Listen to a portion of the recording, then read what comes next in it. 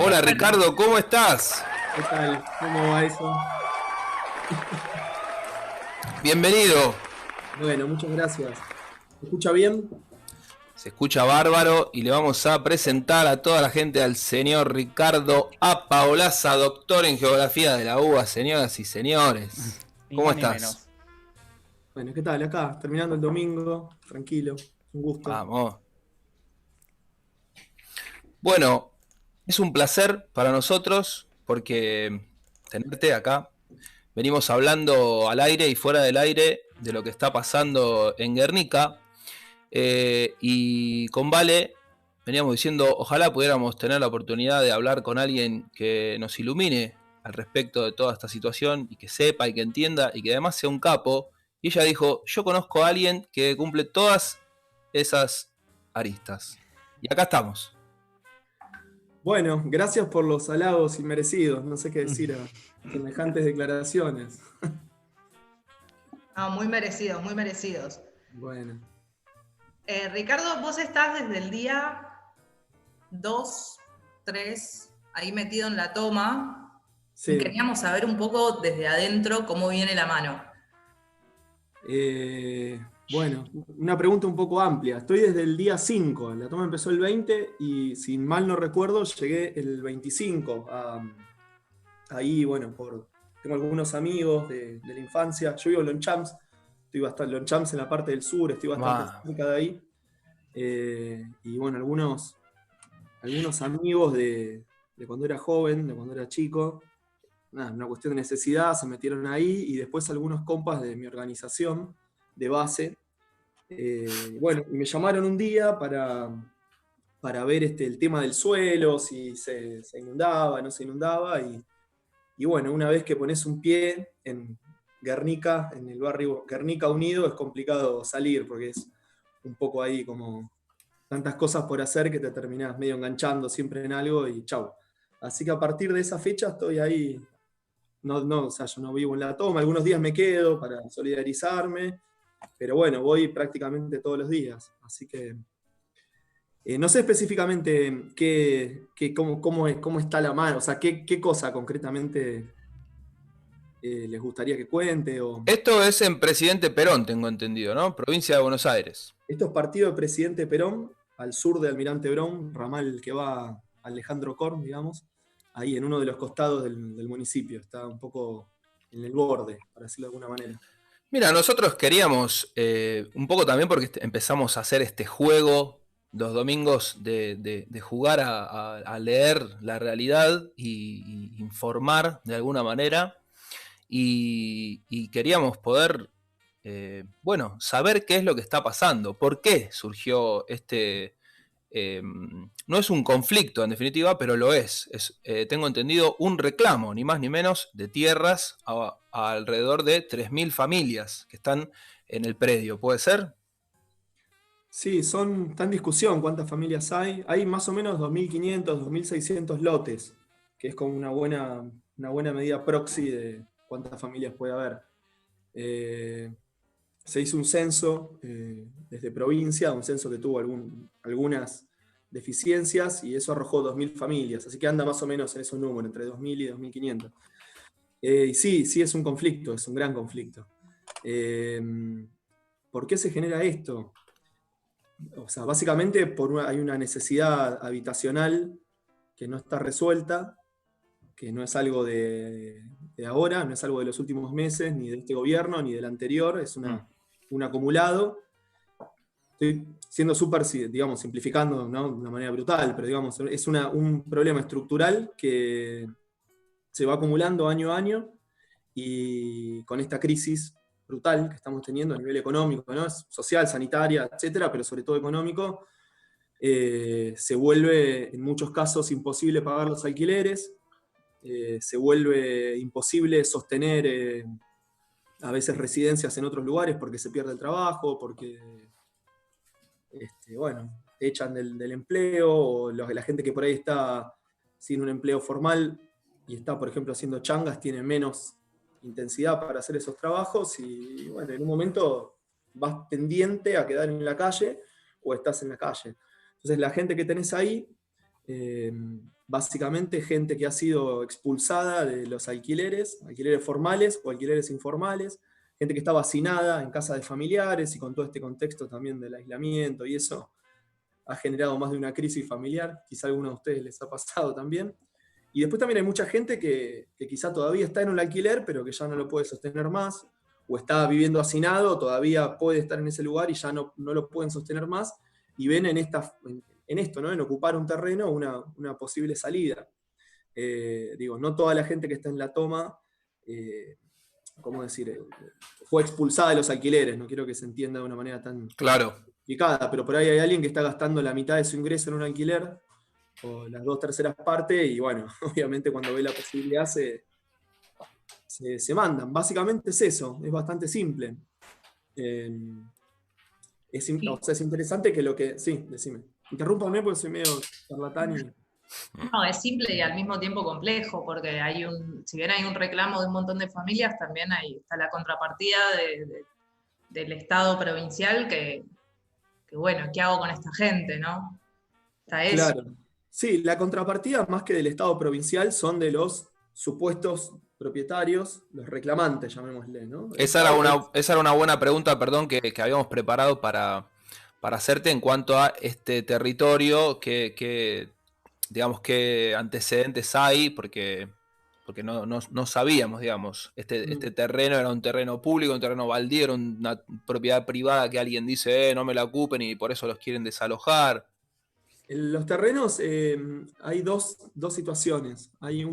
Son más o menos 98 hectáreas, 100 hectáreas, ponerlo para redondear. Hay 42 hectáreas que son terrenos cuyos tenedores, esa es la palabra exacta, cuyos tenedores, pues no son propietarios ni poseedores, están muy flojos de papeles y endeudados, son terrenos que están en estado de abandono hace décadas, sectores vinculados a poderes locales, digámosle así, y se corrió la bola, porque bueno, los barrios tienen un poco de eso, se corrió la bola de que eran terrenos medio así abandonados, que si la gente los ocupaba, nadie los iba a sacar. Eso es un mito bastante común en los barrios, como que por ahí alguien dice, no, se murió el dueño y no lo van a no sé qué, y se mete la gente, pero después, o sea, la justicia, si vos tenés un papel de cuaderno firmado que dice que lo compraste, va a priorizar eso antes que 2.000 familias por ahí que no tengan dónde vivir. Siempre, digamos eso, cualquier papelucho, para decirlo de alguna manera, por más frágil que parezca, tiende a ser, ¿cómo decir?, valorado por la justicia por sobre otros derechos como el derecho a la vivienda. Eso por un lado. Y después el resto de las hectáreas, que es ahí por ahí donde está el jaloneo más duro y a su vez más interesante del proceso, es una parcela que también tiene deuda, bueno, un montón de cosas, pero es una parcela que corresponde a una empresa, un desarrollador inmobiliario, que se llama El Bellaco Sociedad Anónima, que están construyendo en ese predio un barrio cerrado, que se llama San Cirano, que está vinculado al emprendimiento educativo, al Club San Cirano. Ah, mirá. Así que no sé si alguno del San Cirano, bueno, están ahí. Son parte del conflicto, entonces. Yo estoy... Bueno. No, digo, bueno, igual no tiene nada que ver. Y esa es la otra parte, digamos, ¿no? Que está ahí en discusión. Como que hay una parte que está más floja de papeles y otra parte que sin estar del todo sólida de papeles es parte de un privado mucho más grande, con mucha más capacidad de respuesta y todo esto. No sé si meterme en cuestiones técnicas, vos vale ahí ponerme cara de desaprobación o no, pero hay leyes en el Estado provincial que establecen, por ejemplo, que cada emprendimiento inmobiliario de más de 5.000 metros cuadrados que se genera a partir del año 2013 tiene que ceder el 10% de tierra o su equivalente pecuniario, o sea, en plata, digamos, para que las intendencias, digamos, los municipios en sus territorios puedan desarrollar viviendas o por lo menos loteos de interés social. Son lotes, no quiero poner muy técnico, pero son lotes. Sí, por favor. Se permite que sean más pequeños que las dimensiones de un lote común. La ley que regula el uso del suelo y la subdivisión del uso del suelo en la provincia de Buenos Aires es del 77, es una ley de la dictadura, la ley de usos del suelo, y establece un tamaño de lote un poco grande, o sea, no es que está mal, pero digamos, es un poco grande para loteo social, que es de 300 metros cuadrados. No sé, yo la casa donde vivo tiene 160 metros cuadrados y es una casa que a mí me queda grande, entonces 300 metros, la casa, digo, el lote, ¿no? De mi casa. Claro. Pero digo, entonces un lote de 300 metros cuadrados para finalidad social por ahí es excesivamente grande. Esta ley prevé que se puedan hacer loteos con una superficie más chica, pero a su vez acompañando con lo que son los servicios, o sea, para que después, bueno, no sean barrios que no tengan agua potable o no tengan, qué sé yo, descarga a cloacas y ese tipo de cosas. Entonces, cada emprendimiento que supera los 5.000 metros cuadrados, o sea, prácticamente cualquier country, para decirlo mal y pronto, Tal cual. tiene que ceder el 10% de esa tierra o el equivalente económico para desarrollar ese tipo de emprendimientos. Bueno, y este country, este barrio cerrado San Cirano, obviamente no se dio nada, ni parece querer hacerlo, o sea que está incumpliendo esa ley, para decirlo rápidamente, y a su vez está irregular en un montón de aspectos. Por ejemplo, lo que son las evaluaciones de impacto ambiental. Yo escuché recién que hablaban del tema de incendios, ¿no? De cuestión ambiental, o sea, no está cumpliendo con la normativa y está en una situación irregular en lo que es registro también. O sea, en la provincia, para la provincia parece como un country en falta. Es un country ocupa, para decirlo así. Tremendo. A ellos, es una raro, zona pero de muchos countries en esa situación. es una zona de muchos countries. En el último tiempo se fueron apareciendo muchos countries. Ahora Cada vez más. un poquito de eso. O sea, ellos tendrían la tenencia de la tierra, pero todo lo que han ido construyendo ahí está flojo, margen de la ley, para decirlo de alguna manera, y además no están cumpliendo con esta ley, la 14449, que es la ley de acceso justo al hábitat, se llama, que brilla por su ausencia, que es esta que prevé ceder el 10% de la superficie. Y tu participación en cuanto a que vos vayas, justamente como decías, a evaluar la calidad del terreno, o ver si hay una posibilidad de lograr ahí armar un barrio que tenga servicios, luz, agua, permite que pueda haber una propuesta, digamos, se arma una propuesta para decir, acá queremos poder hacer que deje de haber este déficit habitacional para todas estas familias y se pueda plantear un proyecto para que se pueda construir e instalar ahí a las familias. Claro, sí, a ver, yo desde ese día que llegué, junto con otros compas de militancia, yo soy militante social y otros compas académicos, estuvimos dando una mano para justamente, mira, de cada 25 tomas de tierra, para tener un número así aproximado, ¿no? Es aproximado, pero de cada 25 sobrevive solamente una. Hay 25 ocupaciones y a 24 las desalojan. ¿no? Las desalojan, claro. No importa el tamaño, o sea, eso es un poco como una regularidad que hay a lo largo de las país. décadas. Sí, sí. Más bien de Buenos Aires, claro. La verdad que no sé bien cómo es en algunas zonas del interior. Calculo que debe ser peor todavía. En el sur hay mucho. De cada 25 sobrevive una. Pero aún así, o sea, las que sobreviven, que son pocas, si en el primer momento en el cual se empieza a desarrollar esa toma no hay un ordenamiento mínimo del espacio, que después eso va a ser un barrio, terminan teniendo el típico como morfología urbana de villas, ¿no? Como con pasillos, calles demasiado estrechas. Entonces después eso dificulta muchísimo, con el correr de los años, que se puedan integrar a la trama urbana. Claro, la inserción social. Claro, o por ejemplo que entre el agua, por ejemplo AISA, si no tenés 4 metros de ancho no te va a pasar los caños nunca, que haya una escuela, que circule un colectivo, si vos no tenés calles que tengan, no sé, 10 metros por lo menos. Exacto, que entre una ambulancia. Claro, como pasa acá. Que decimos siempre, claro. Cuanto más, ¿cómo decir?, espontáneo y no planificado es ese proceso, una vez que se cristaliza, una vez que una persona agarra y dice, bueno, ya sé que de acá no me sacan, armo un encadenado y empiezo a construir una casa de material. Ya esa familia no se mueve más. No. ¿Está bien? A menos que haya una propuesta económica muy fuerte que no la va a haber. Entonces es como que te cristaliza el dibujo que vos tenés en ese lugar.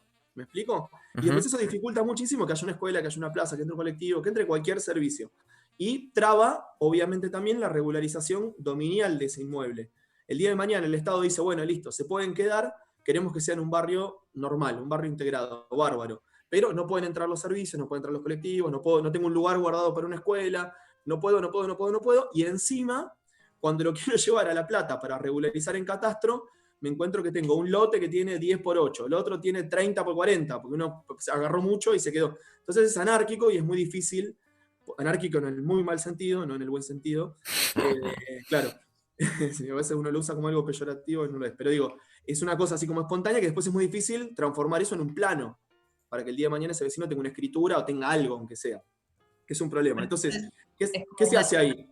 ¿Qué se hace ahí? Y termino. Operás rápidamente en esos primeros días, en los cuales lo que hay en el territorio en definitiva son carpas, parapetos, alguna casilla, algún gaseo, y tratás de, digamos, nosotros defendemos la vía asamblearia para para esos procesos, pero en definitiva es ponerte de acuerdo con las vecinas, los vecinos, y decir, che, dejamos un lugar para la plaza, che, hacemos que las calles tengan 12 de ancho, que sean, no sé, 2,5 de vereda, calzada y 2,5 de vereda, dejamos que los lotes sean todos iguales de esto y lo otro, y es todo un proceso súper complejo, pero que en definitiva te termina dando un trazado regular, ¿está bien?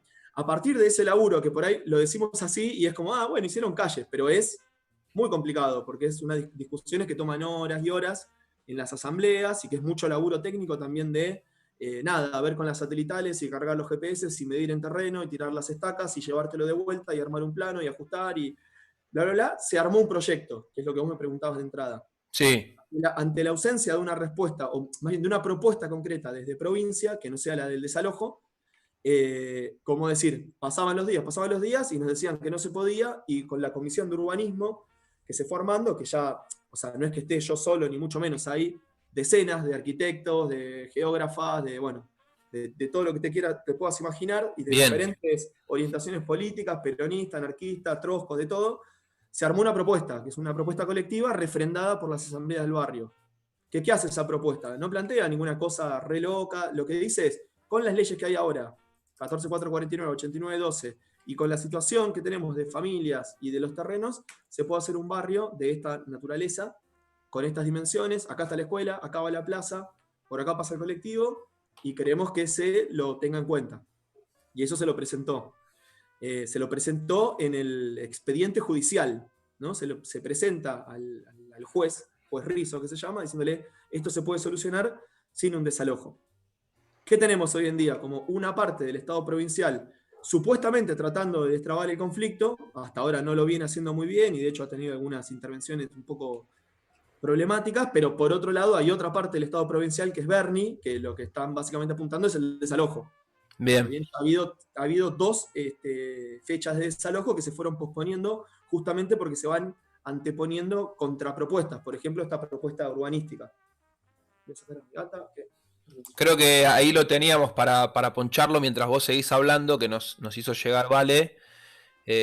Sí, un gráfico con algunas de las propuestas que hubo, creo que antes de esta última postergación del desalojo, que ahora se pasó para 14 o 15, ¿puede ser?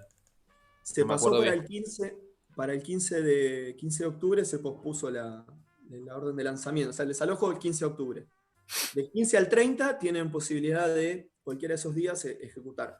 O sea que la única respuesta que llega de las autoridades, por así decirlo, de la provincia de Buenos Aires, son desalojo o postergar el desalojo, o hay alguna línea de entrada que está recibiendo estas propuestas y diciendo, bueno, puede llegar a haber una posibilidad de que las tierras puedan quedar para las familias y se pueda armar un barrio, o estamos hablando Hay de una lucha perdida.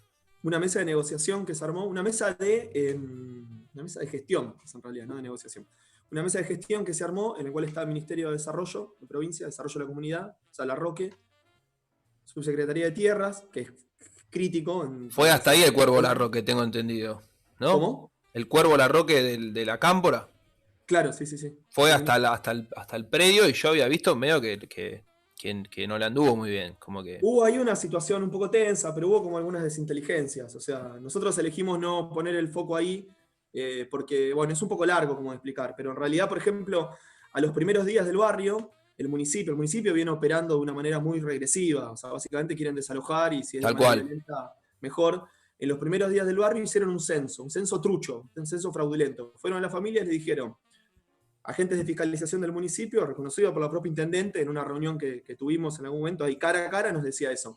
Nosotros mandamos agentes de fiscalización del municipio a decir que hacían un censo, le dijeron a las familias que iban a hacer un censo, y en realidad lo que hicieron fue hacer firmar un papel. Algunas personas, por ejemplo, sabían leer y escribir y se le hicieron firmar igual, sin leérselo ni nada, y con eso 533 personas lo firmaron, los imputaron en la causa penal por usurpación. Claro. O sea, hoy tenés 533 personas procesadas en una maniobra fraudulenta, o sea, es totalmente, o sea, nada, por fuera de la ley. Estamos hablando de gente que difícilmente tenga alguna representación legal buena como para poder sacarse de encima de esas causas. Lo que hicimos las organizaciones fue agarrar a algunos de esos vecinos que estuvieron de acuerdo y poner abogados Bien. los equipos nuestros a defenderlos. Y entonces, defendiendo 2 o 3, defendés a todo el conjunto. Es como Muy bien. una cosa que se hace. Pero lo que digo es que también la situación esta de la Roca y todo esto se da con 2 o 3 cosas. Primero, porque provincia interviene muy tardíamente en el proceso. Interviene cuando se transforma en una cosa grande. De hecho, ustedes me están estamos haciendo esta charla sobre Guernica porque evidentemente se tomó estado público. Porque, o sea, yo trabajo hace años en barrios populares, en tomas, y como que casi nunca nadie se entera, te surten y te desalojan, te prenden fuego, y como que no. Guernica es tan grande y agarró en esta situación de pandemia, con internas dentro del gobierno, qué sé yo, tomó estado público, ¿no? Y ahí el gobierno provincial interviene. El gobierno provincial tarda más de lo prudente en tomar cartas en el asunto, y por ahí los primeros pasos que dieron fueron un poco atolondrados, sin tener en cuenta todo este historial jugado, por ejemplo, por el municipio con estas imputaciones que hicieron, estos procesamientos de personas. Entonces se generaron ahí algunas situaciones un poco tensas. Hoy por hoy está más o menos restablecido esta mesa de gestión y bueno, se va tratando de avanzar. Igualmente, en concreto, no hay una propuesta. Todavía hoy en día, a más de 2 meses de Guernica, todavía no tenemos una propuesta concreta, más que la que se desarrolló desde las propias asambleas con estos equipos técnicos de arquitectas populares, no sé cómo llamarle. No hay una propuesta concreta desde el gobierno. Pero bueno, sí que salieron a hacer anuncios, el anuncio de Kicillof de estos 80 y pico mil lotes con servicio. Bueno, todo eso tiene que ver con la crisis que generó Guernica.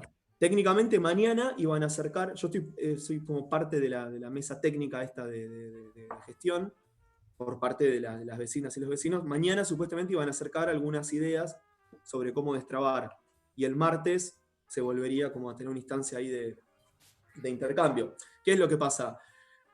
Gestionar, negociar, pensar soluciones técnicas que implican a más de 2.000 familias de diferentes situaciones, ¿no? Con toda esta complejidad, 100 hectáreas. Pensar una solución integral para todo eso, teniendo una orden de desalojo dentro de 10 días, es imposible. Nosotros decimos, es negociar con una escopeta en la cabeza. Claro. Y es muy complicado. De hecho, se desarrolló un censo junto con provincia, que tenemos algunas críticas, qué sé yo, pero se llevó adelante ese censo a 2 días del desalojo. Entonces vos imaginate lo que fue que un vecino que ya estaba amedrentado porque los que habían respondido a ese supuesto censo, que no era un censo, fueron procesados, responda de nuevo, creyendo ahora que es un censo de verdad, a 2 días de que sabe que viene infantería a sacarlo a patadas. Pues es muy complejo todo, ¿no? Entonces, ¿hay alguna idea no sé si de acá al 15 de censar nuevamente o hacer un censo como más propio, que no sea de algún lugar externo, sino propiamente censar la cantidad de gente que hay, cuántas... En el barrio, o sea, y eso fue una cuestión de la organización que se fue dando. Mira, el barrio está dividido en 4 sectores. Primero eran como 4 barrios y hasta se peleaban entre sí, qué sé yo. Hoy por hoy es como un barrio. Y tiene 4 sectores, ¿está bien? Y cada sector tiene manzanas constituidos. Ya no hay zonas que sean como marañas de casillas desparramadas. Todas están en manzanas. Algunas zonas son más prolijitas, otra por ahí falta un poquito, pero todas están organizadas por manzana. A ojo, más o menos deben ser 150 manzanas, ponele, para tener una idea. Cada manzana tiene una asamblea, que es una asamblea de manzana, y un grupo de WhatsApp de esa asamblea de manzana. Y cada sector tiene una asamblea general de sector, ¿está bien? En la cual cada manzana tiene un delegado o delegada y un subdelegado. Y después hay una asamblea general por sector, porque hacer todo junto es imposible con mucha gente. Entonces en cada sector hay una asamblea de sector, y de ahí tienen delegados y delegadas generales y voceras, que son parte como de la asamblea general, se lo llaman cuerpo de delegadas eso. Entonces tiene como un nivel de organización como bastante grande. Claro, esto que salió en los medios en todos lados, sobre todo periodistas que van para el kirchnerismo, de que no tienen representatividad, que las organizaciones políticas se metieron ahí a hacer bardo, no tiene mucho sentido cuando explicás todo esto. Es como hay organizaciones que son, qué sé yo, la organización donde estoy yo, que es el FOL, es asamblearia, y nosotros defendemos el sistema asambleario. Está bien, como que las propias personas se organicen de una manera horizontal, o sea, no que venga un puntero o alguien que, digamos, yo los primeros días que fui, en un momento quisimos ver, de charlar con los vecinos sobre los lotes, de cómo armar una asamblea en una zona donde no estaban tanto mis compas, una zona más de visitantes que fui, y me sacaron a plomazos. También literalmente me sacaban a tiros. O sea, tenés componentes de entrada que son nefastos. Después esa gente, los propios vecinos los fueron echando. Los propios vecinos se ocuparon de ir sacándolo y con la ayuda de las organizaciones y qué sé yo, pero también es una zona donde no hay, digamos, la organización es una cosa que cuesta mucho, no es como, ¿no? Como que es un mundo paralelo en algún punto ahí. Entonces, es verdad que las organizaciones apuestan a esa estructura, o sea, que surja una asamblea por manzana y que tenga 150 grupos de WhatsApp funcionando, tiene que ver con que hay una orientación, obviamente, pero no es que, no sé, yo creo que ninguna de las organizaciones que está ahí ve esto como una panacea, ni como mucho menos. O sea, yo como geógrafo urbano, como urbanista, para la gente por ahí no entiende qué es geógrafo urbano, que pensar que esto es el mejor escenario posible es tristísimo.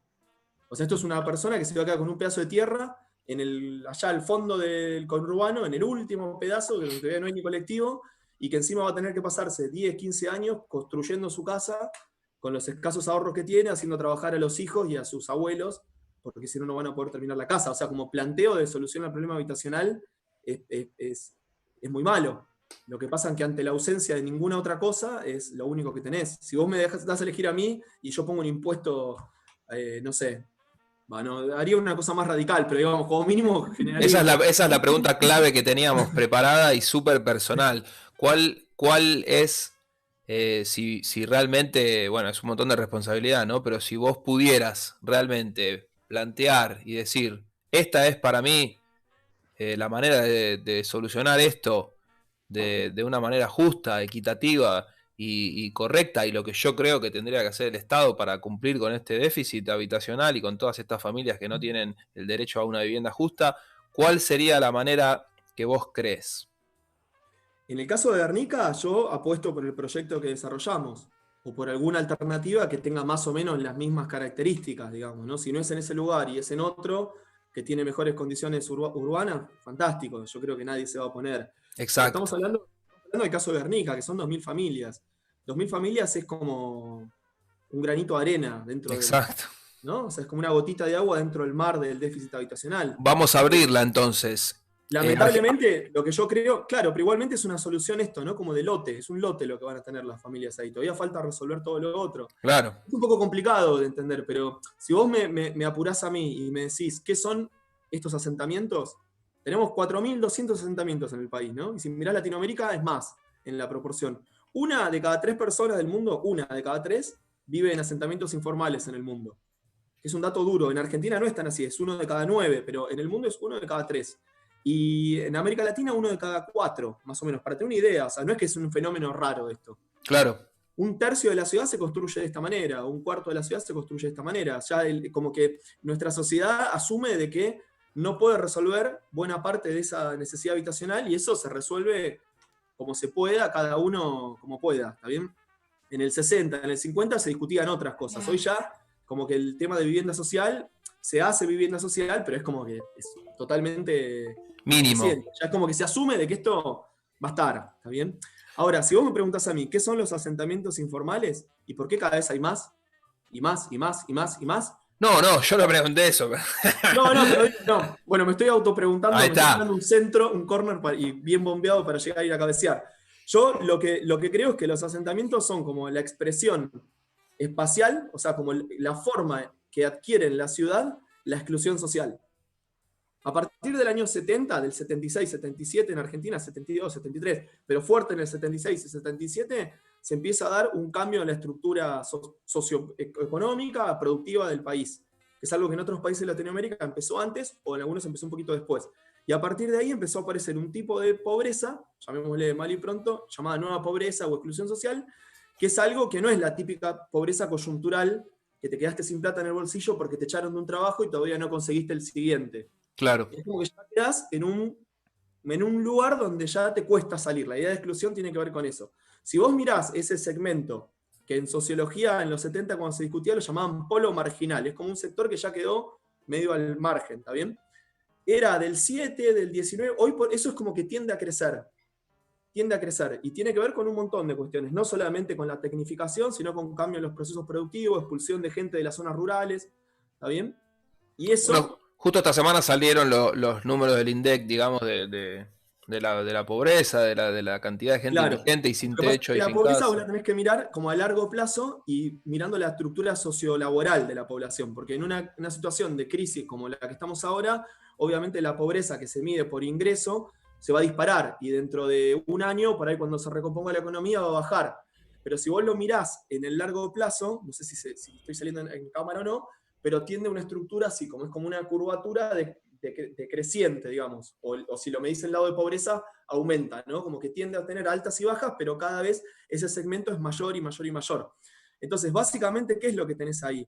Que hay segmentos de la población, segmentos desde mi posición teórica de la clase trabajadora, que ya no son necesarios ni para la estructura productiva de industria ni nada, ni tampoco la estructura agraria. Entonces quedan ahí como en un limbo. Y no es casual que estén en el borde de la ciudad, no es ni ciudad ni campo ahí, no es como el lugar que te queda como para ir a vivir de alguna manera. Y eso va a tender a crecer, y eso no va a cambiar.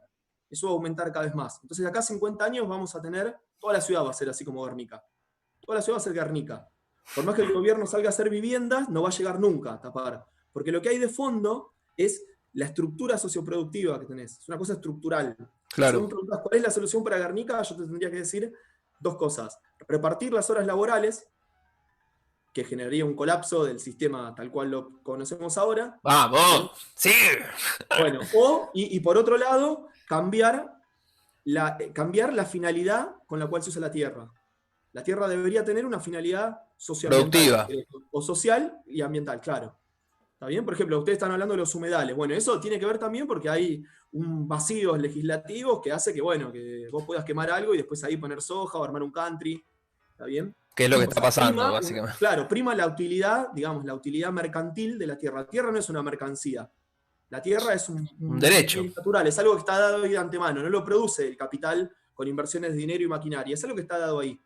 Lo que hace es apropiarlo y transformarlo en una mercancía, como la fuerza de trabajo de una persona. Una persona tiene fuerza para mover las manos y qué sé yo, y no es que eso se crea, eso lo crea la naturaleza y la sociedad, que le enseña a las personas la motricidad fina y qué sé yo. Después se puede transformar en una mercancía, ¿está bien? Por cómo funciona la red del juego. Bueno, hoy por hoy la tierra es una mercancía, la tierra urbana es una mercancía. Entonces está puesto de trasfondo también, ¿no? ¿Cuál es la utilidad de la tierra? Si va a ser una utilidad mercantil y va a estar puesta al servicio de esto, ¿no? Pero sin carga valorativa, peyorativa, digamos, va a estar al servicio de generar este movimiento económico, ¿no? Del sector privado, o si podemos discutir otras cosas, que sirva para, por ejemplo, hacer que de acá a 50 años sigamos teniendo un planeta más o menos vivible.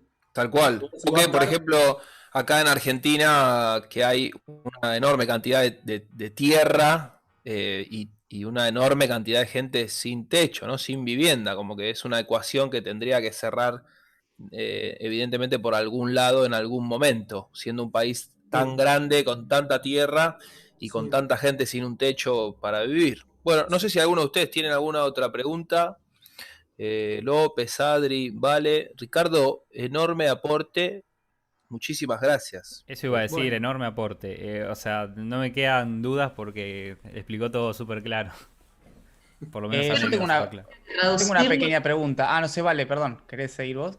No, decía que no tengo que traducirlo. Yo iba a hacer, solamente tenía una pregunta para Richard, pero le digo Richard, Jan así ya lo estoy tuteando como López, si fuera un amigo. Gavilán. Ya está. Pero antes también, Tiene que decir. antes de la pregunta, una reflexión porque él habló un montón del tema de los country, ¿no? Y claro, los countries muchas veces capaz que es muy gracioso ver cómo hay gente que se indigna con el tema de las tomas, pero recién comentó esto de las leyes de los countries, que tienen que ceder un porcentaje, bueno. Los countries además tienen esta contra de que muchas veces para armarte un country vos tenés que elevar la tierra. Obviamente hay gente de dinero que puede darse ese lujo para que, claro, cuando después llueva, no se te inunde el country. Y muchas veces ese levantamiento de la tierra provoca un montón de inundaciones en otros terrenos. Entonces es súper importante que pongamos foco en esto de los countries y que se regulen también, porque si no es como dice acá el doctor. Estamos usando la tierra para un tema de levantarle el precio para poner un country hermoso, ahí lujoso, con reja. ¿Y para qué está usando? Eso, a lo mejor en ese country después no vive nadie encima. Capaz que tiene una casa de fin de semana. Entonces, ¿qué uso le damos a la tierra, no? Para la varguita de los narcos, López. Bueno, y la pregunta en concreto para él era si este sector del gobierno, que a lo mejor está apostando al desalojo, ¿tiene algún terreno que esté preparando o está preparando algún, o sea, o es simplemente desalojar y arreglate por ahí? A ver, el Estado no.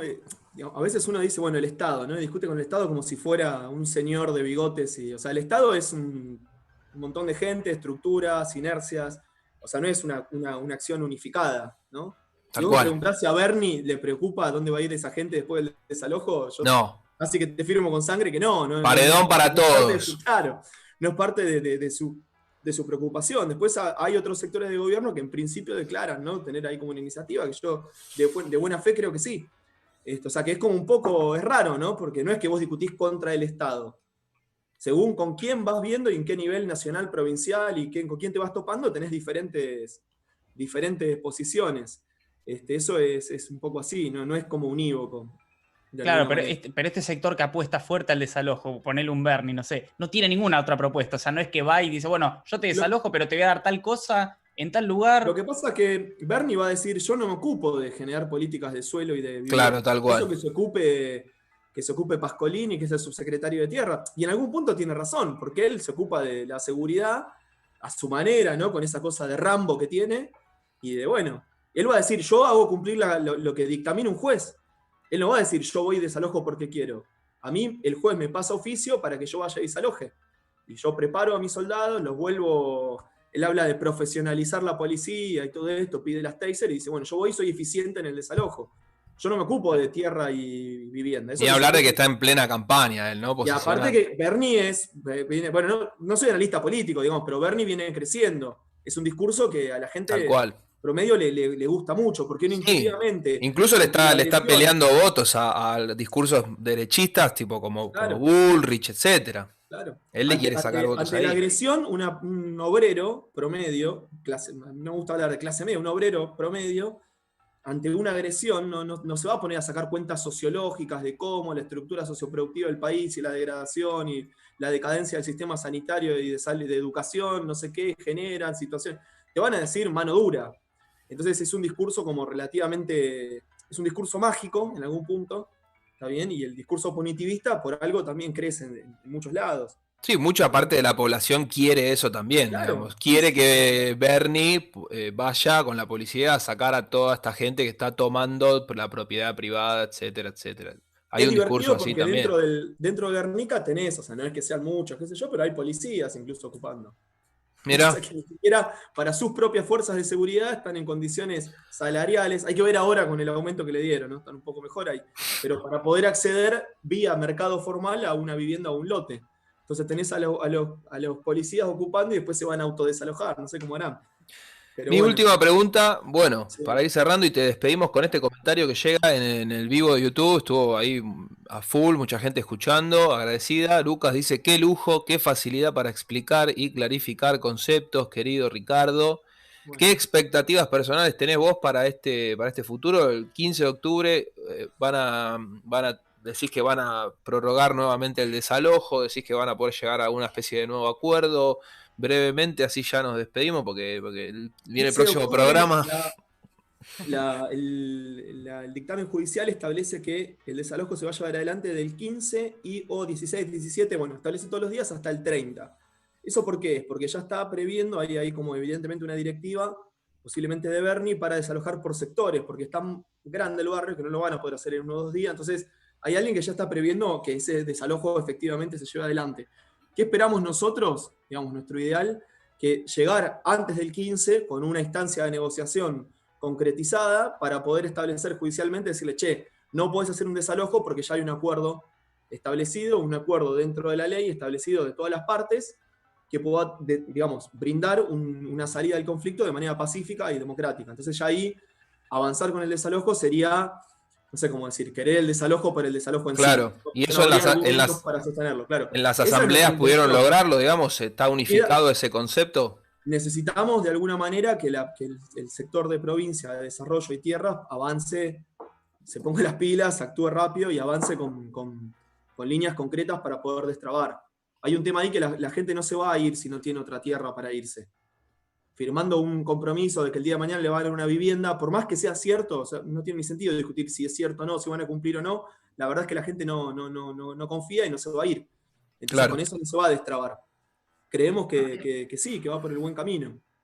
El problema que tienen ahí desde lo que es el gobierno es la posibilidad de que si esto se concreta y las familias quedan ahí, que se generen nuevas tomas. Eso es Ese uno de es los un- miedos que dicen, Ese Claro. es un si lo poco... dejamos, entonces tenemos que dejar a todo el resto que venga atrás. Bueno, pero me parece que también el gobierno en algún punto, el gobierno provincial, digo, también como que dio un paso ahí ágil de salir a anunciar este programa de lotes con servicios de 80 y pico mil lotes. O sea, hay que ver eso después, qué tiempos tiene, si se cumple o no se cumple, pero en algún punto es como, bueno, ya saben eso y bueno, es ganarle de mano, ¿no? O sea, como de adelantar. Después habrá que ver un poco cómo es el balance de todo esto. Pero lo que sí es claro, ¿vale? Es que si Guernica se desaloja, las otras 80 tomas que hay en el conurbano, que son más chicas, no Sí, queda se va a nada. pudrir No todo. queda nada.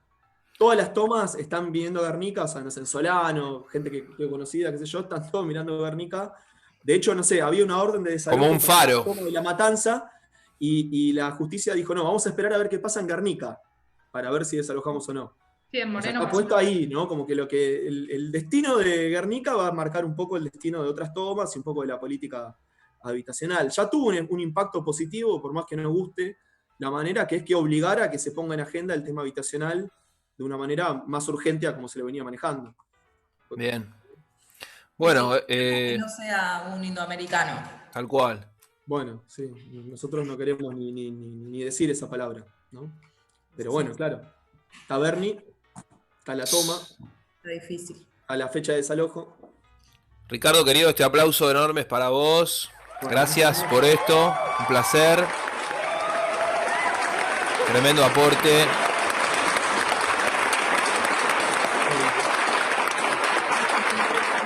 Podés quedarte si querés para cerrar este programa que nos vamos a despedir.